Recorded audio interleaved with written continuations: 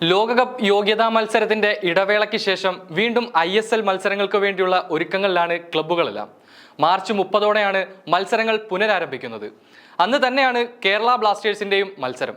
Super കപ്പിന്റെ ബ്രേക്കിന് ശേഷമുള്ള മത്സരങ്ങളിൽ ബ്ലാസ്റ്റേഴ്സ് തീർത്തും നിരാശാജനകമായ പ്രകടനമായിരുന്നു കാഴ്ചവെച്ചത്.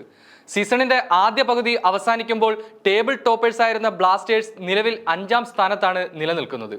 ഇപ്പോൾ വന്ന ഇന്റർനാഷണൽ ബ്രേക്കും ആരാധകരെ ആശങ്കയിലാഴ്ത്തുന്നുണ്ട്. ഏത് തരത്തിലായിരിക്കും ബ്ലാസ്റ്റേഴ്സ് ഈ നിർണായക ഘട്ടം അതിജീവിക്കുന്നത് എന്നറിയാനുള്ള ആകാംക്ഷയിലാണ് മഞ്ഞപ്പട. പരിക്കുകൾ തന്നെയാണ് ഇത്തവണയും ബ്ലാസ്റ്റേഴ്സിന് വെല്ലുവിളിയായത്.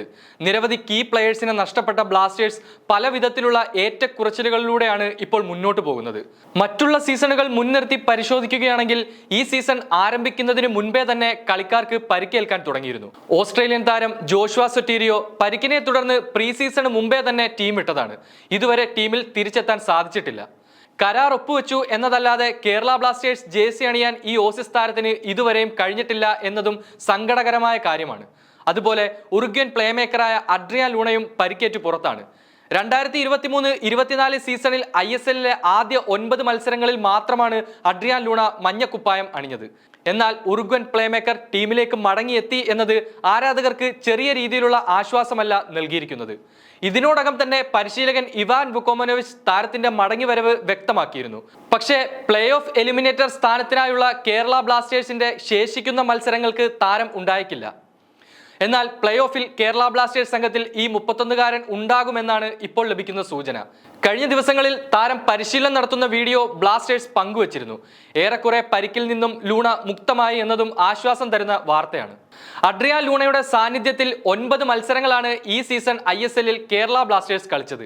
അതിൽ 5 ജയം സ്വന്തമാക്കി. 2 എണ്ണത്തിൽ തോൽവി വഴങ്ങിയപ്പോൾ 2 എണ്ണം സമനിലയിൽ അവസാനിച്ചു.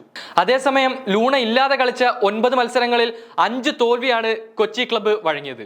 4 ജയവും നേടി. ലൂണയുടെ സാന്നിധ്യത്തിൽ ബ്ലാസ്റ്റേഴ്സിന്റെ വിജയ ശതമാനം 55.6%. ലൂണയുടെ അഭാവത്തിൽ 44.4%.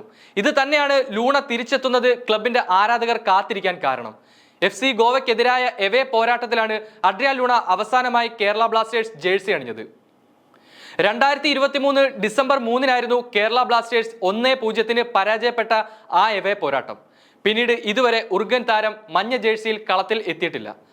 പ്ലേ ഓഫ് എലിമിനേറ്റർ ഉറപ്പിക്കാൻ കേരള ബ്ലാസ്റ്റേഴ്സിന് ഇനി 2 പോയിന്റ് കൂടി വേണം. ശേഷിക്കുന്ന 4 മത്സരങ്ങളിൽ നിന്നാണ് ഇത് വേണ്ടത്. 2 പോയിന്റ് ശേഷിക്കുന്ന മത്സരങ്ങളിൽ നേടാൻ സാധിച്ചില്ലെങ്കിൽ മറ്റു ടീമുകളുടെ പ്രകടനത്തിന്റെ അടിസ്ഥാനത്തിൽ മാത്രമേ ബ്ലാസ്റ്റേഴ്സിന് പ്ലേ ഓഫ് എലിമിനേറ്ററിൽ കടക്കാൻ സാധിക്കൂ. ബ്ലാസ്റ്റേഴ്സിന്റെ പ്ലേ ഓഫ് എലിമിനേറ്റർ ബർത്തിന് വെല്ലുവിളിയായുള്ള പഞ്ചാബ് FCയും ബാംഗ്ലൂരു FCയും അവർക്ക് ശേഷിക്കുന്ന 3 മത്സരങ്ങളിൽ ഒരെണ്ണത്തിൽ സമനില വഴങ്ങിയാലും കേരള ബ്ലാസ്റ്റേഴ്സിന് പ്ലേ ഓഫ് ലഭിക്കും.